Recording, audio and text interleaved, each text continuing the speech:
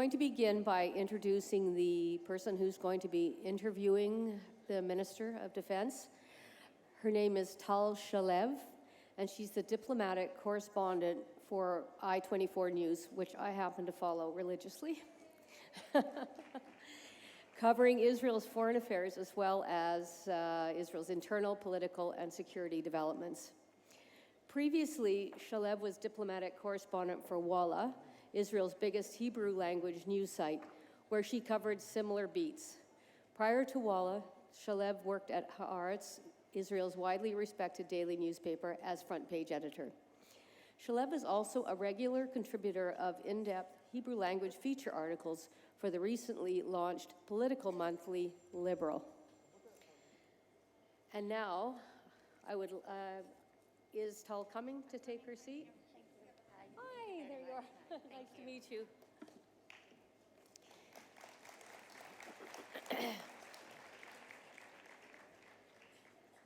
And now I would like to introduce Minister of Defense, Mr. Moshe Ya'alon.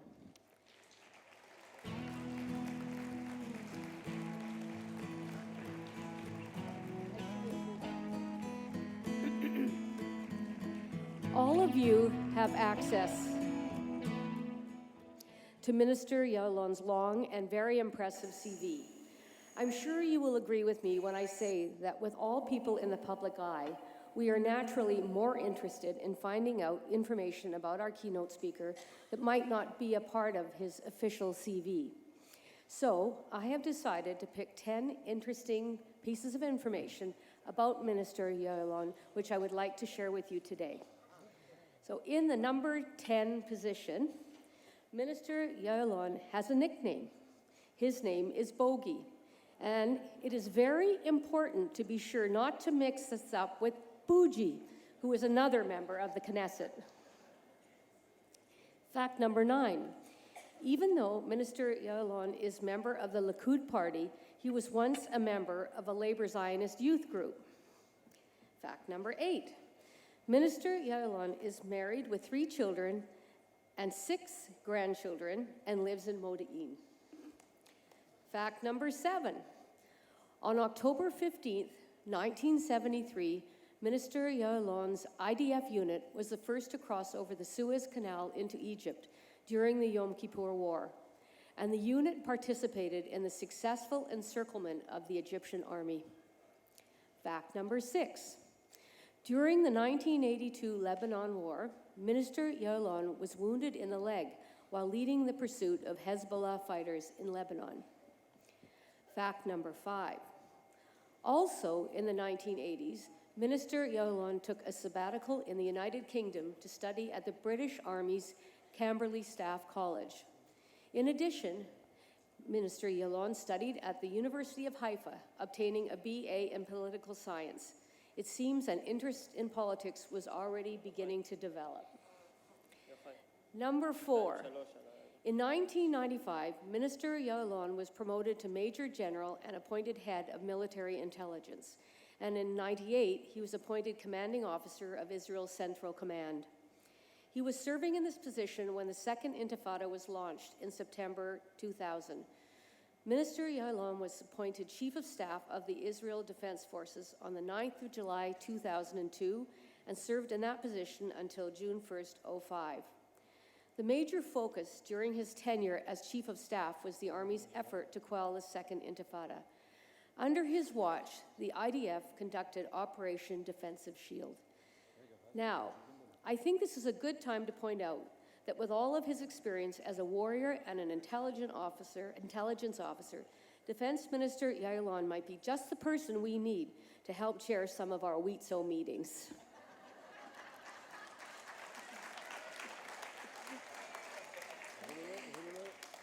Fact number 3, on June 1st, 2005, Minister Ya'alon retired from the Army. He then spent time in the Washington Institute for Near East Policy think tank and became a senior fellow at the Adelson Institute for Strategic Studies at the Shalem Center Institute for International and Middle East Studies. Minister Ya'alon also served as the chairman of the Center for Jewish Identity and Culture at Beit Morashah in Jerusalem. As you can see, This is a man of many talents and interests. Fact number 2.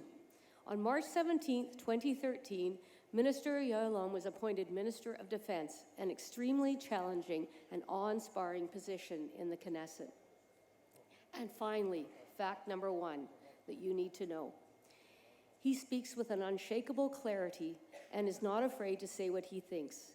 As a frequent visitor to Israel and a mother of a daughter and son-in-law who just made Aliyah in April 15, I can't think of a better person to carry out the sacred work of allowing us all to live normal lives in our beloved Jewish homeland. Please welcome Minister of Defense, Moshe Ya'alon.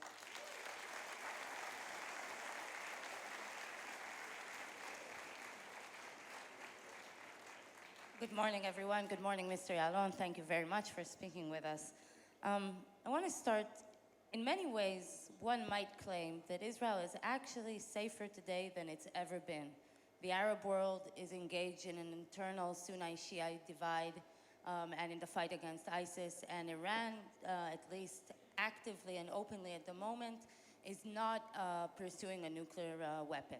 So I want to ask you if you see any threat today to Israel that you would define as existential, and what is the biggest threat to Israel today? Good morning, everybody. And first of all, Tal, before answering your question, I would like to thank you for inviting me to this meeting. And I see it as an opportunity to thank you very much for Wizo activities, 95 years of activities for the benefit of the State of Israel. And personally, I enjoy the education of my grandkids in your facilities. So thank you very much. Going back to your question, Tal, the Middle East is in a chronic instability, and we are going to witness it for a very long period of time. In one hand, our neighboring countries are engaged in internal conflicts, like in Syria, a tragedy, 300,000 casualties, even more, half of the population refugees, part of them in their country, part of them out of their country, in Lebanon, in Turkey, in Jordan, and now in Europe and beyond, a tragedy. And this is a case in a low scale in Lebanon, a low-scale civil war. In Iraq for years, countless casualties, refugees. In Yemen, internal conflict in Sinai Peninsula in Egypt, and so forth and so forth. In one hand, it might bring about a calm situation to Israel. On the other hand, we can see risks, growing risks. As we didn't name it, neither as Arab Spring nor as Islamic Winter, we believe that although there are growing threats, there are also opportunities. But having toured to the horizon, Iran is still the most significant enemy to Israel, with Hezbollah as its arm in the north. Although we don't share any border with Iran whatsoever, the Iranian ideology, which is the combination of religious ideology and strategy to wipe Israel off the map of the earth, although we don't share with them borders, no territorial disputes. It is about our very existence. They are not ready to recognize our right to exist as a nation-state of the Jewish people on this piece of land. They don't just talk, they operate. Their aspiration to have a military nuclear capability, which has been delayed for a while, still exists. They believe that at the end they should have military and nuclear capabilities, whether it will be within 10 years, 15 years, or even less if they feel confident economically. But for meanwhile, they equip Hezbollah with more than 100,000 rockets and missiles. They finance and provide know-how to Hamas and Palestinian Islamic Jihad in the Gaza Strip. In the past, they smuggled weapons. Now they are not able because of our activities, because of the Egyptian activities. They tried to open a terror front in the last 2 years from the Golanites, using the opportunity of dominating Syria today. It's one of the threats for us, even with any political conclusion of the Vienna process. We don't want to have Iran on our border in the Golanites, using it as a terror front. And Iran is the main enemy for sure. It is not, I would say, existential threat. As Israel is strong, we enjoy our military capabilities, capacities. We exploited the time in the last 67 years to build up a very significant force. Not about quantity, it's about quality. And the combination of our hearts and minds, which is actually part, I would say, our secret.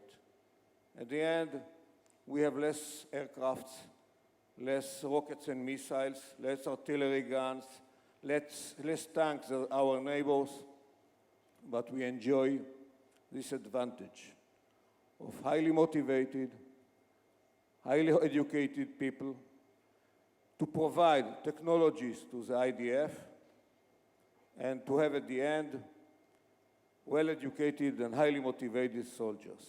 One example to demonstrate our capability, when we look at our Air Force, we have the F-16I as an example. F-16I is F-16 Israel, meaning some parts of the F-16 are Israeli-made. We call it blue-white, according to the flag. The same F-16s are deployed by many armies all over the world, to include Arab armed forces, air forces.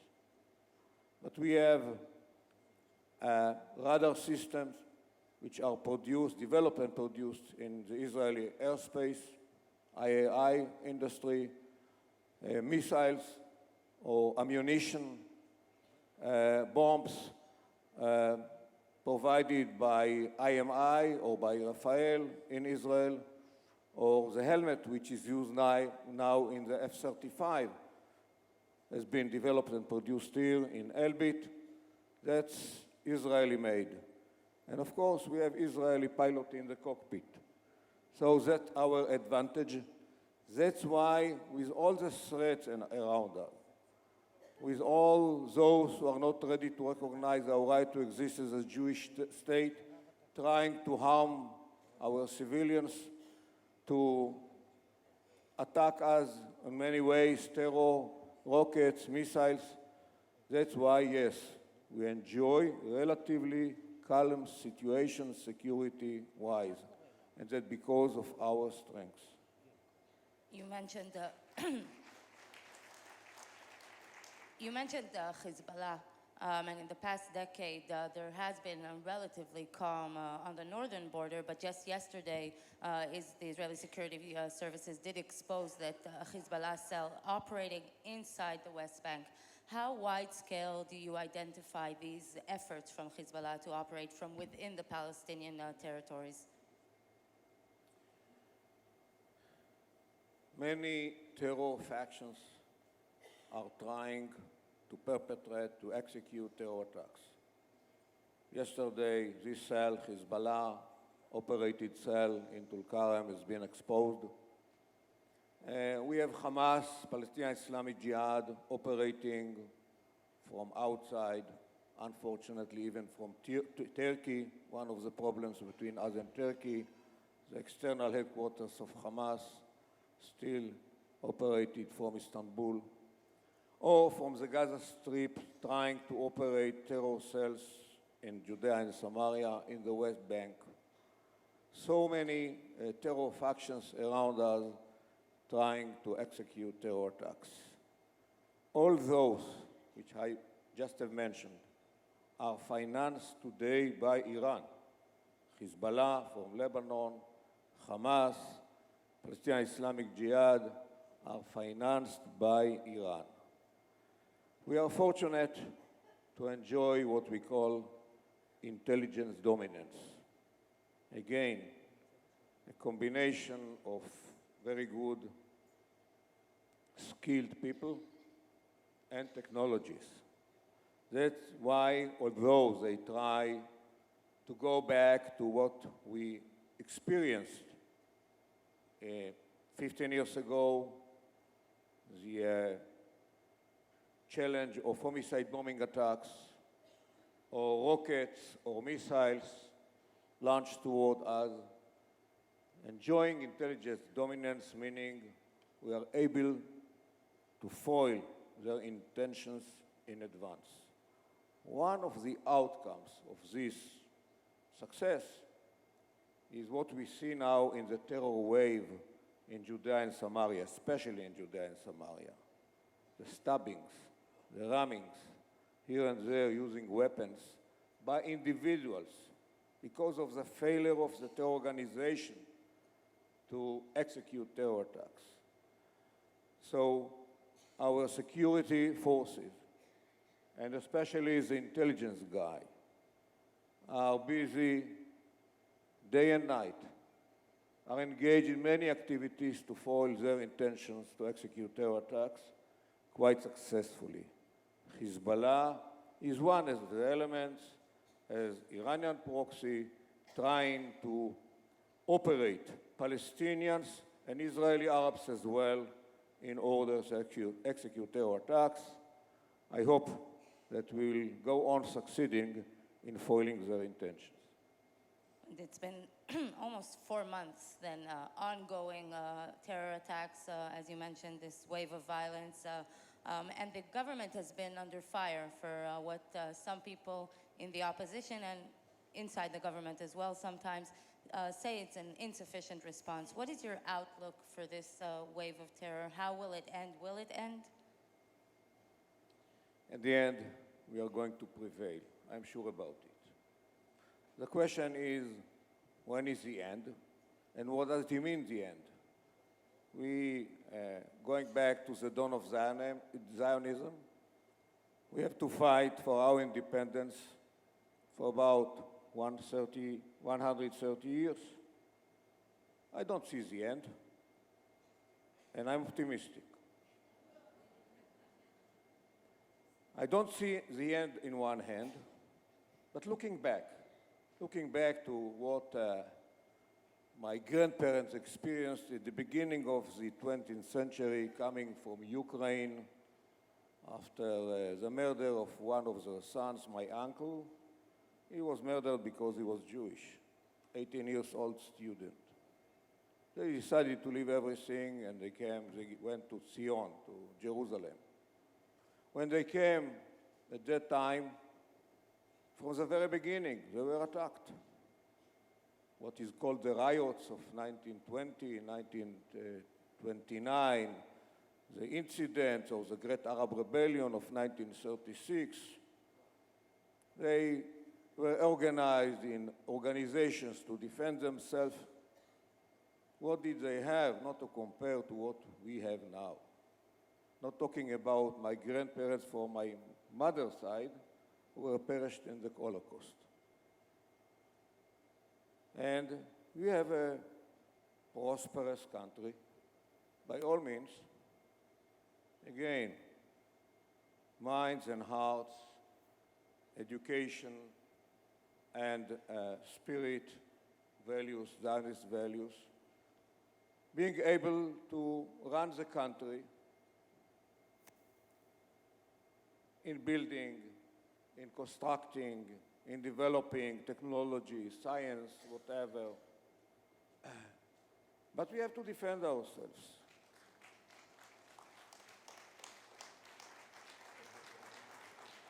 Between 1948 and 1973, we were attacked by Arab armed forces, trying to invade to our country, not to allow our independence, and so forth. Since 1973, which actually was the last war between armed forces, conventional type warfare. Not even one Arab leader tried to send his troops to fight the IDF, Tzahal, because they experienced the defeat. And since then, we have succeeded in adopting certain capabilities which creates very significant deterrence. They are deterred from confronting us by armed forces. And then they moved to homicide bombing attacks, to rockets, to missiles, and we have found a way to meet the challenge. Although we absorbed, after 2000, what they call Al-Aqsa Intifada, more than 1,000 casualties. In the end, they were defeated. We went into the Palestinian cities, towns, villages, arrested the terrorists and killing them in certain cases. And since then, since defensive shield operation, we enjoy relatively calm situations security-wise in Judea and Samaria. To exclude the stabbings, rammings, and so forth, which is a challenge. But when they try to challenge us with missiles and rockets, we developed and manufactured the Iron Dome system. Although the summer, a year and a half ago, they launched 4,500 rockets and mortar shells against us,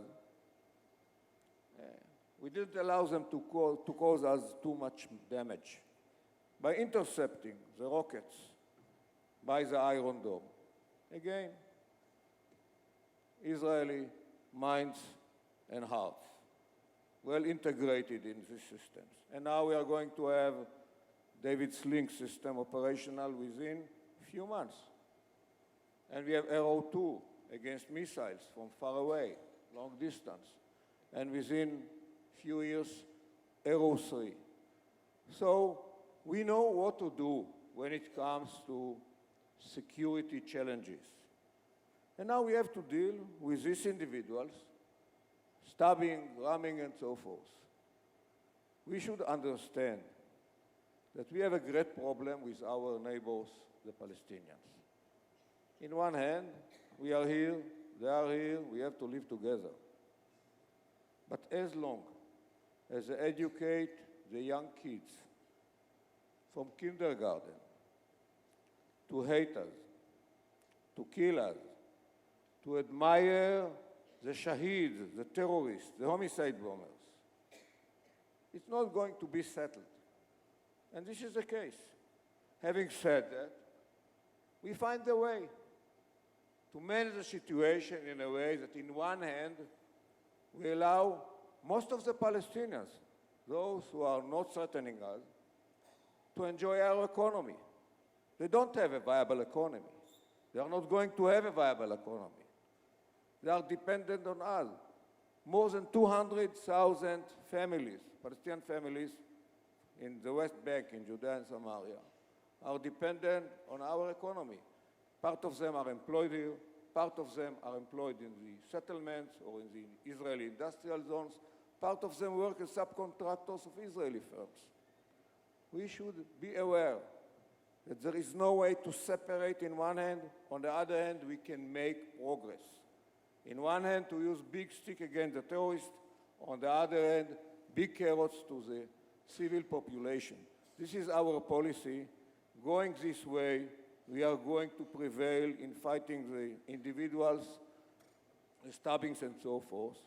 But when it comes to the international community, one of our demands condition any donation, economic support to this Palestinian Authority by going through educational reform. Otherwise, we will have to fight. We know how to fight. We can manage. But that should have been one of the most important conditions from the very beginning of the Oslo process till now.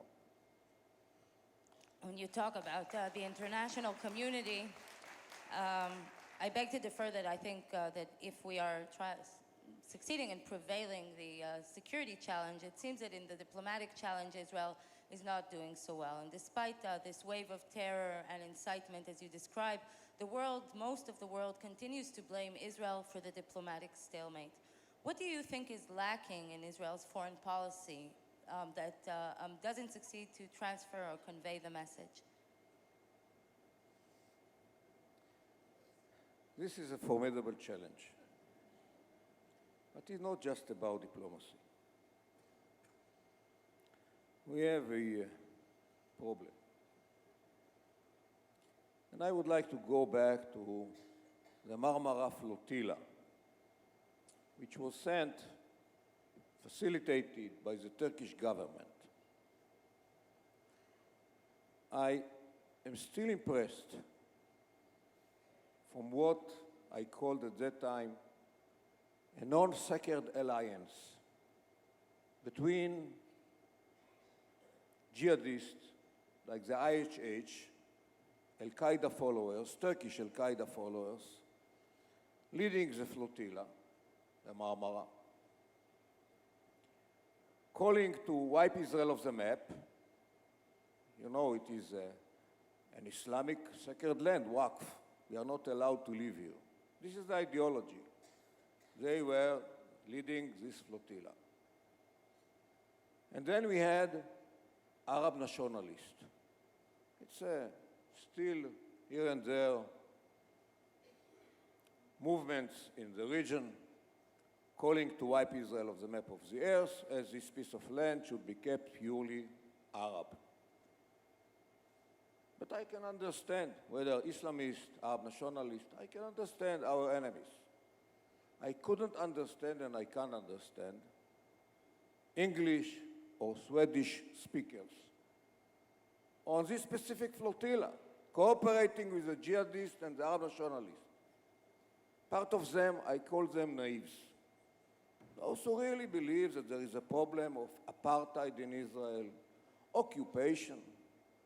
You know, asking Palestinian, what do you mean occupation? If he is frank, he will tell you. It's occupation since 48, not since 67. Otherwise, we would have reached final settlement based even on 67 lines. This is not the case. They are not ready to recognize the right to exist as a nation state, as a Jewish nation state, even in the 67 lines. Nevertheless, there were those naives claiming for apartheid. Is there apartheid in Israel?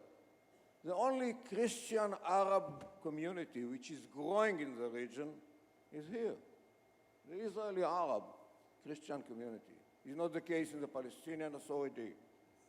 Bethlehem and Ramallah are not anymore Christian cities. They are dominated by Muslims. Not talking about the Maronites from Lebanon escaping, emigrating to whatever, Europe, South America, and so forth.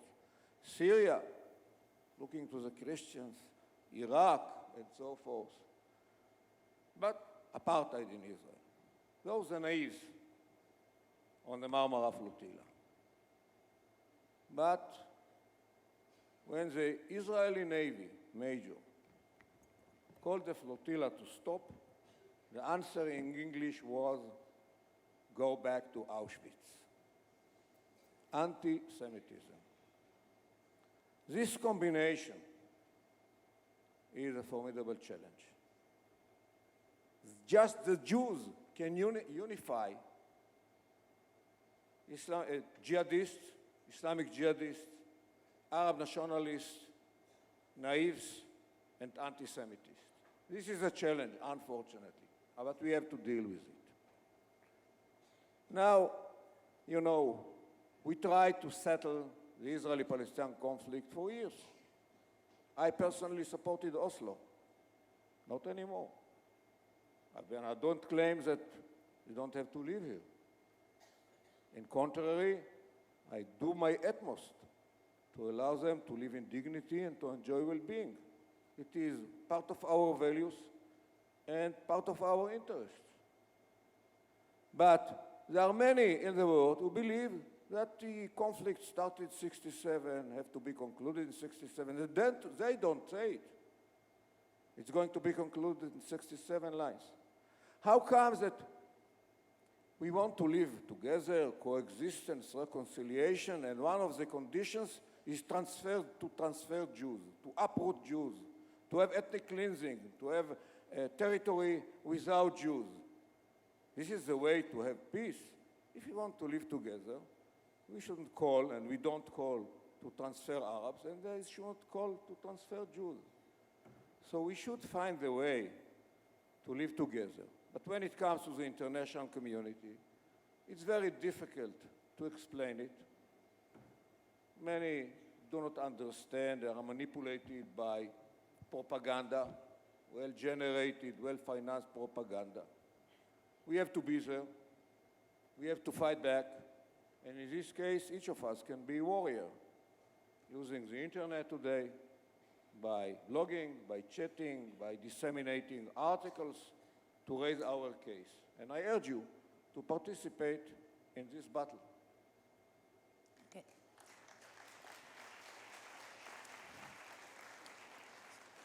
So before we end, I want to take you to a totally different arena and use the fact that I have this rare audience of women.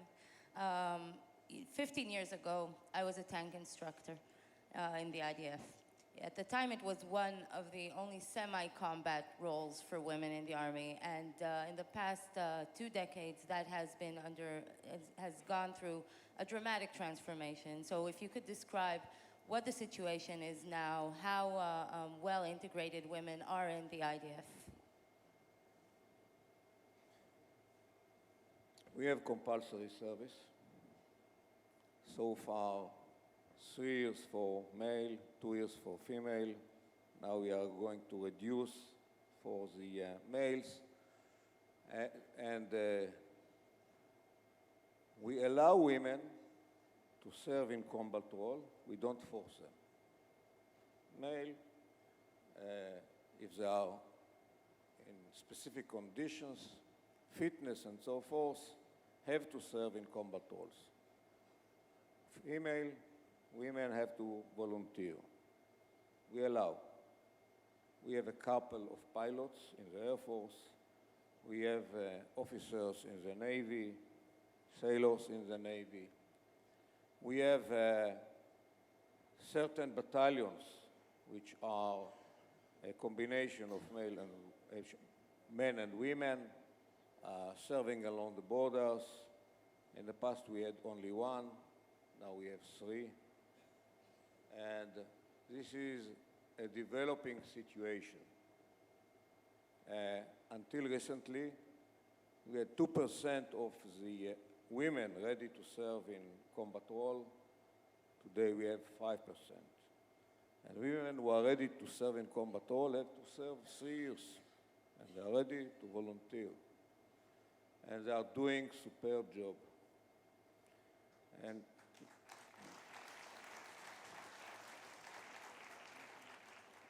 we encourage them. More than a year ago, there was the incident along the border with Egypt. The company commander was female. She was injured. She was awarded because of her activities. And of course, we benefit from it. Of course, we have women in all the other missions as instructors in the Air Force, in the Navy, in the Army, in the intelligence corps. More than half of it, women, highly educated, very capable. So the contribution of women today to the Israeli Defense Forces is very significant, and we appreciate it very much. But there still is some kind of a glass ceiling because women do not reach the highest ranks. And I want to ask you if you can see a woman, not now, of course, but someday filling your role as defense minister.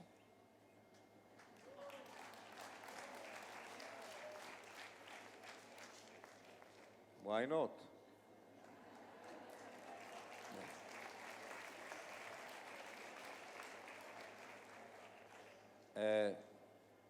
A more difficult question is whether I see a woman as a chief of general staff, because in this case she has to grow through the ranks.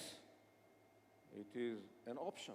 If we have now battalion commander, a female battalion commander, and of course, in order to be chief of general staff, in our case, with our challenges, it's not just tradition that chief of general staff had become from the ranks as in combat roles.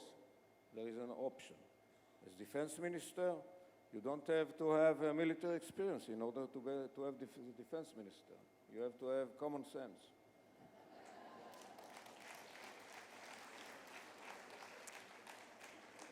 The IDF also used to have a serious problem of sexual harassment, but that in recent years has basically disappeared. But we have heard in the past few months many cases of sexual harassment in the Israeli police and also in Israeli politics.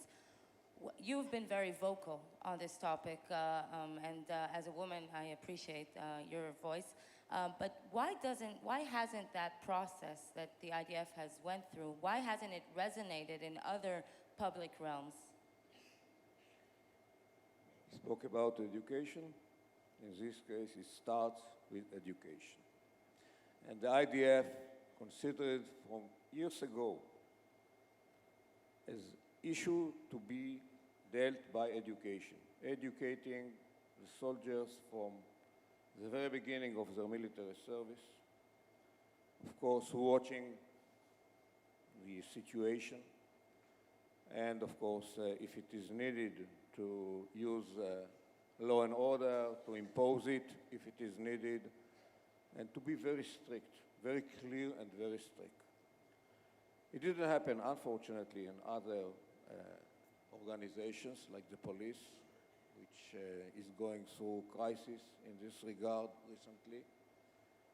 And if I have to recommend to the new chief of police, start by education.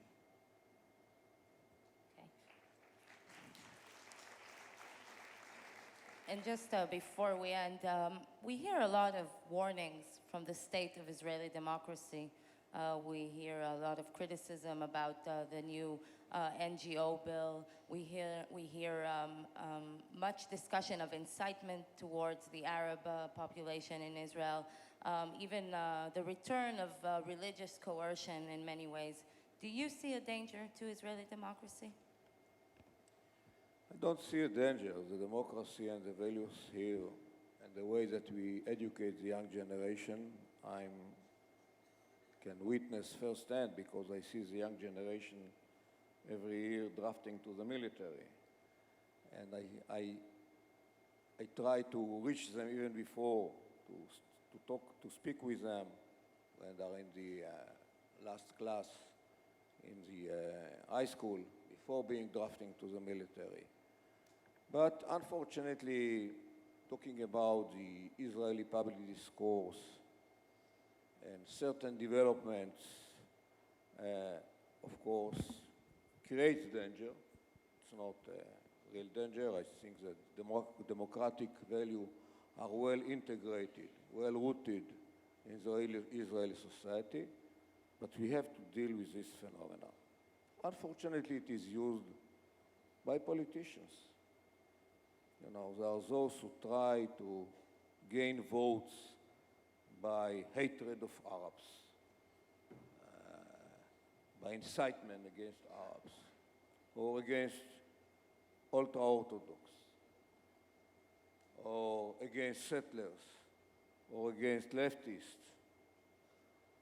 Again, it's education. We have to avoid any incitement, tolerance,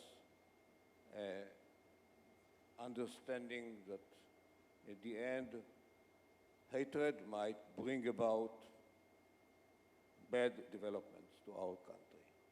So we have to deal with it. That's why I'm vocal when I have the opportunity to speak out, to protect the Arabs, to protect the ultra-Orthodox, to protect the settlers, the leftists, when it comes to hatred and so forth. We can argue, we can have disputes. We can't not agree, but we shouldn't use hatred and this kind of language in which part of the politicians are using it. The social media is an open space for this kind of voices. We should deal with it. We should treat it by leadership and education. Okay, Mr. Yalon, thank you very much. Thank you. And as I said,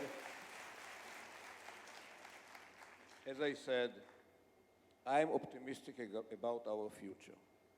With all the challenges around us, with all the threats, I believe that we have succeeded in our country to use the threats as well as shortage as opportunities.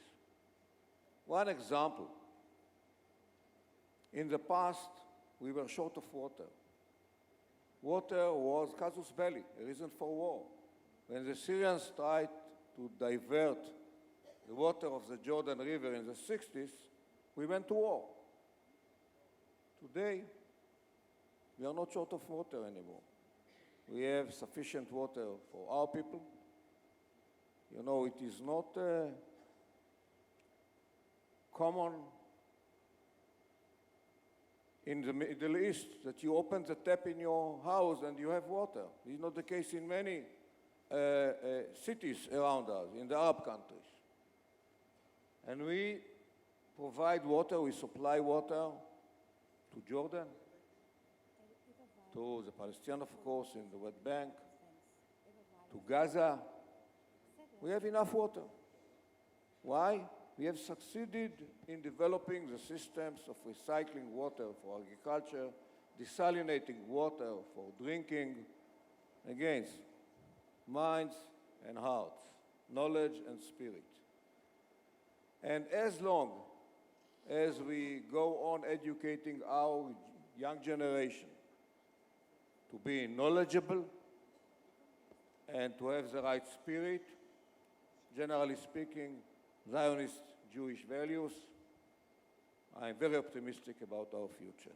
But thank you for your support, which is so needed to our country. Thank you. Minister Yalom, thank you very much for this wonderful and informative and inspiring answers in your speech. It was a pleasure to listen to you. We got many new informations, and you definitely touched our hearts. We know about the problems, and we are very well aware of the threats Israel is facing.